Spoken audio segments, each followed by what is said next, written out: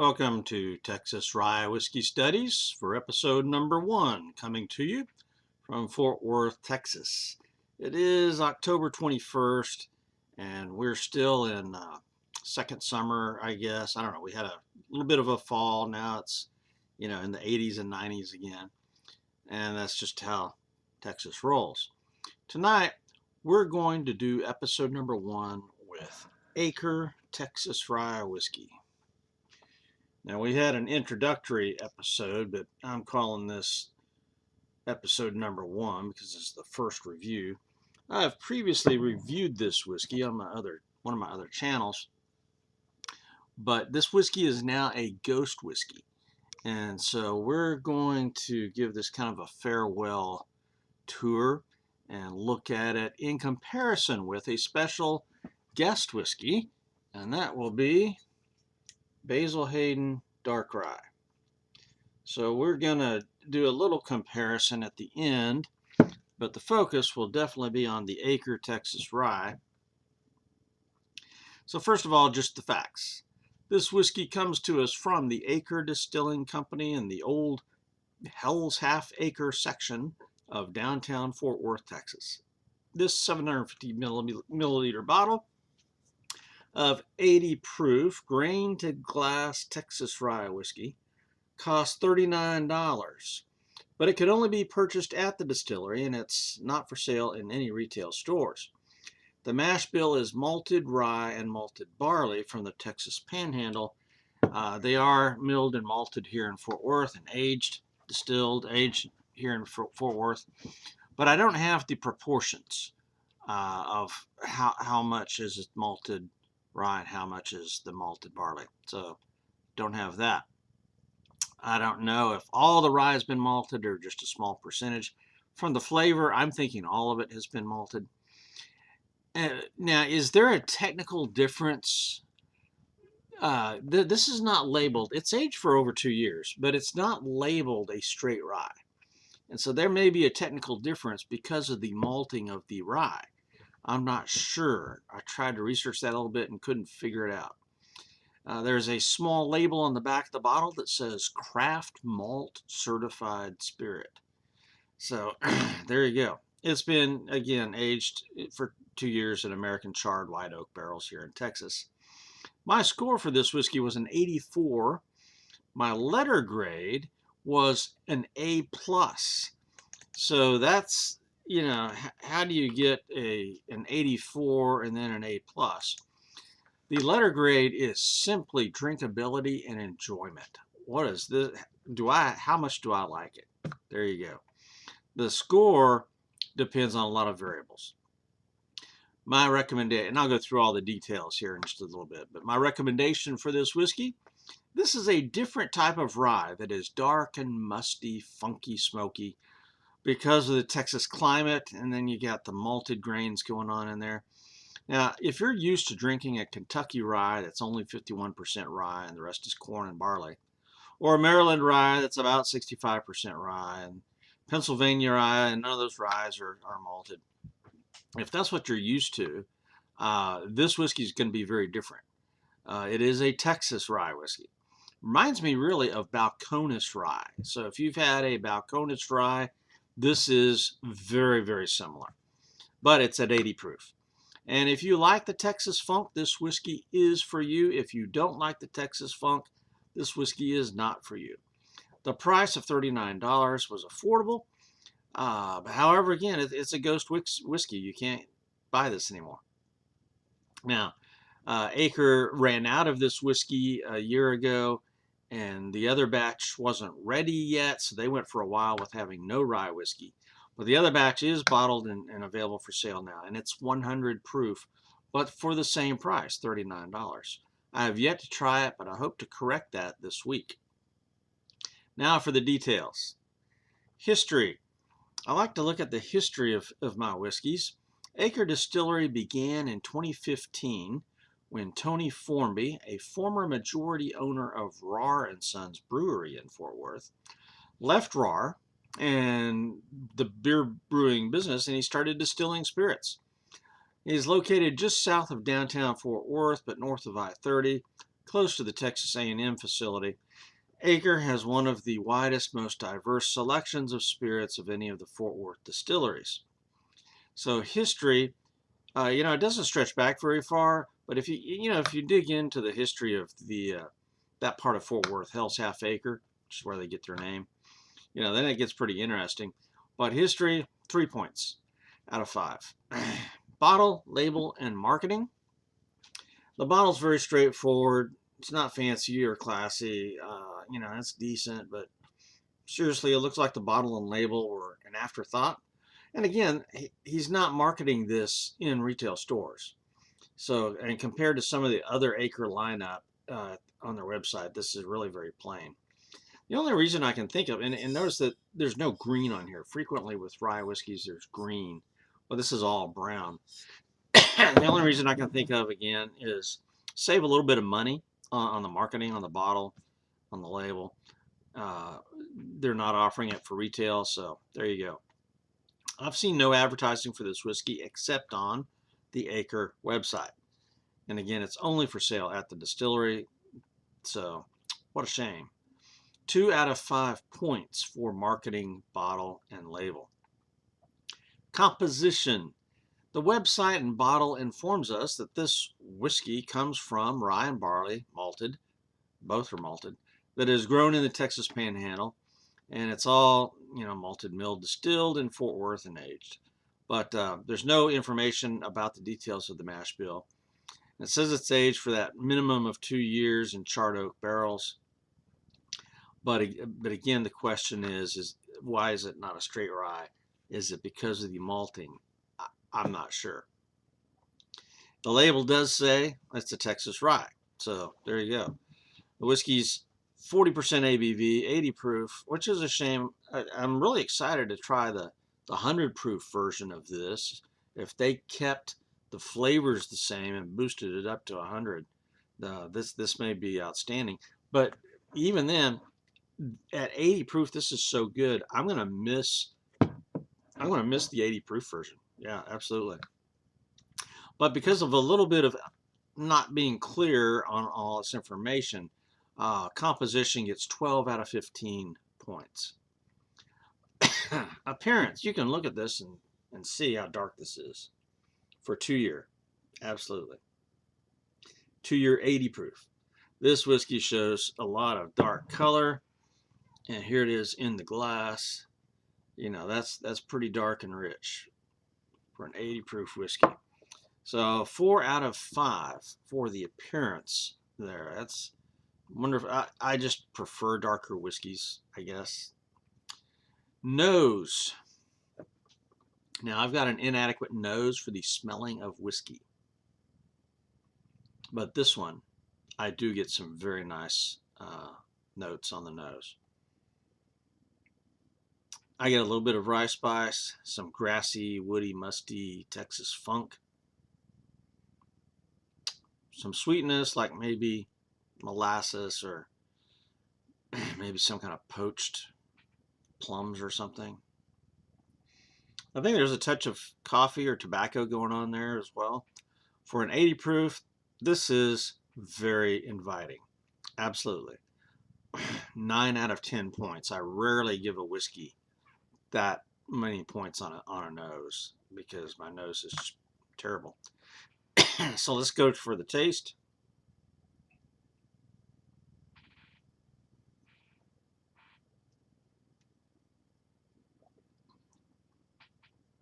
Wow. This is just, it's amazing. It's mildly sweet. Texas funk is there from first to last. Absolutely. That musty, smoky, grassy, woody, whatever it is that Texas does to a whiskey, it's there. Hints of dark fruits, maybe like plums. Coffee and chocolate, leather and tobacco. All my favorite flavors in whiskey are in this glass. This whiskey is just amazing. So 24 out of 25 points on tasting. Definitely. What about the mouthfeel, burn, and finish? I mean, this is an 80 proof, so what does that do? The mouthfeel,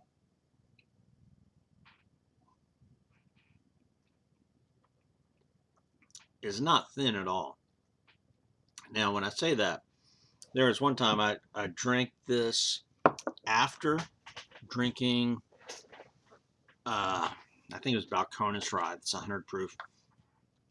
If you do that, if you drink the higher proof stuff and then come down to this, then you get a different feel. But right now, the first whiskey of the night, it's got a decent mouthfeel. It's not thin at all. It's got a long finish. You know, the flavors are just continuing on. It's very smooth. There's really not much of a burn going on at all. Now, I tend to like a whiskey with a burn if it's a good burn, not just an ethanol burn. So it's very smooth. There's not really a burn, but there is a tingle effect on my tongue, in my mouth, that is continuing on along with the notes from the finish. So I'm going to say it's got a decently long finish and mouthfeel, but no burn. So 14 out of 15 points. Now the next question, number 8, is this good neat and as a mixer, or one over the other?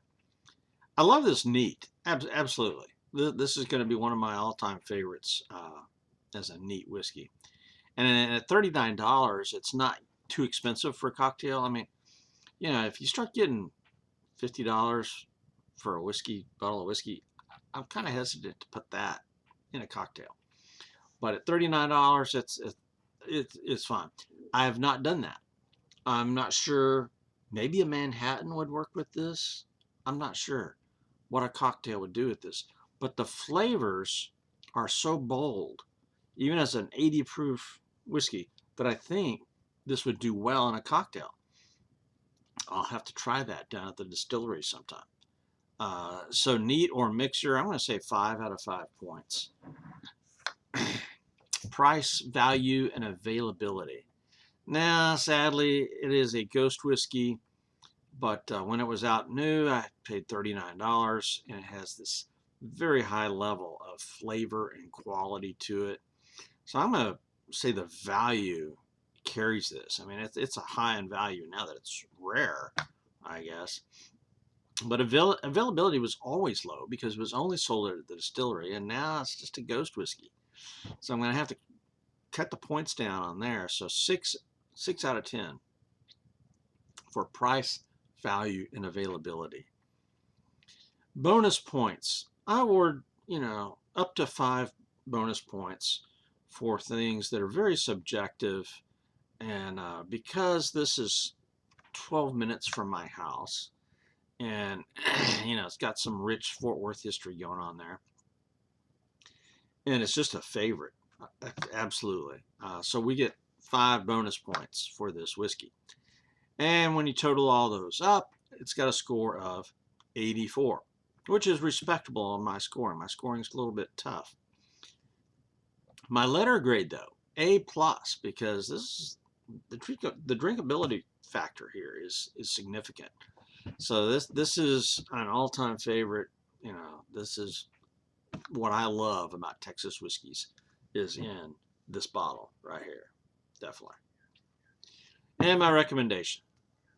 Again, it's a different type of rye from what you're going to be used to if you drink Kentucky ryes, Pennsylvania ryes, Maryland rye. This is totally different. And I don't know. I mean, there's got to be some other rye whiskeys outside of Texas that come close, which is why I chose Basil Hayden tonight to go with this. This whiskey reminds me of Balcones, if you've had Balcones. And Balcones is widely available, so you could be able to get that, but that's 100 proof. If you like the Texas funk, this whiskey's for you. If you don't like the Texas funk, no, you won't like it. The next batch is out again, so I've got to get that soon and then do a comparison between the 100 proof version and this one. I've had one other rye from Acre, and it was 100 proof, but it was finished in a rum cask. and that one was significantly different than this. So, once I get this other new edition out, maybe I'll do a taste comparison of all three. There you go. Now, for our special guest whiskey, we've got this Basil Hayden Dark Rye. This is an 80 proof blended whiskey from the James Beam Distilling Company. This is legally not a rye whiskey, which I didn't know when I bought the bottle. You got to read the fine print. The fine print up here tells you stuff that's important. It says Kentucky straight rye whiskey blended with Canadian rye whiskey and port. So, and there's something about the Canadian laws that allow you to finish a whiskey in a barrel that has wine in it, and it's like still has wine in it. Okay, so there's no telling how much. I think it's like something like a 0.9% is the legal limit, or maybe it's 9.9%. I don't know, something. But I bought Basil Hayden to go with Acre because they're both so dark. I mean, look at this. Those are two dark whiskeys. If anything, Basil Hayden might be even darker. I don't know. And it's the wine influence in there, maybe. But these are very similar in appearance. And when I first cracked open the Basil Hayden, it had been a while since I'd had the Acre. And so I tasted it and I thought, oh man, it's like Acre.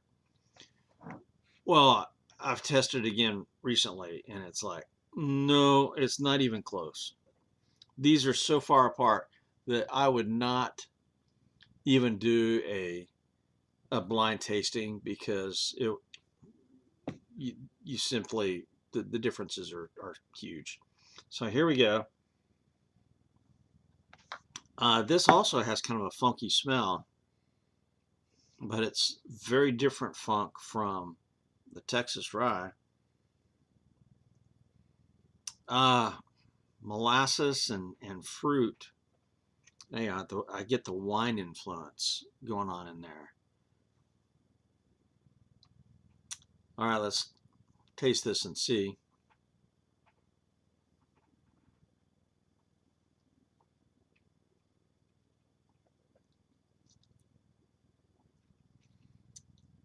Yeah, you get a nice dose of that port wine going on in there. I mean, this is sweet, but it's sweet in a very different way from other. There are some rye whiskeys that are a little bit sweet. I mean, one of the reasons I like rye whiskeys is they're not as sweet as bourbons. So I started off with bourbons, and then I moved into ryes, and then I moved into Texas whiskeys. Again, Texas whiskeys tamp down on the sweetness because of the Texas funk. This is pretty sweet, but it's sweet in a good direction. It's sweet in a funky, fruity direction that's dark.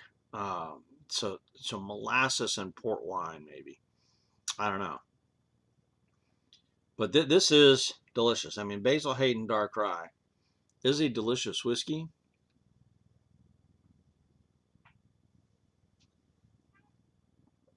And blending with Canadian rye whiskey is just genius because Canada understands rye. Their rye whiskeys are very good. So Basil Hayden Dark Rye is wonderful, but it's not legally a rye. Okay, so if I was to do this in the competition, I would just have to give it that qualifier. But I would be fine with including this in my rye competition because it really is. I mean, it's got Kentucky rye, it's got Canadian rye. It's a rye whiskey. It just doesn't meet the legal definition of a rye whiskey in America. And, that's a shame. But yeah, I could strongly recommend Basil Hayden. But this is, price wise, this is over $40. I don't remember exactly what it was, did I?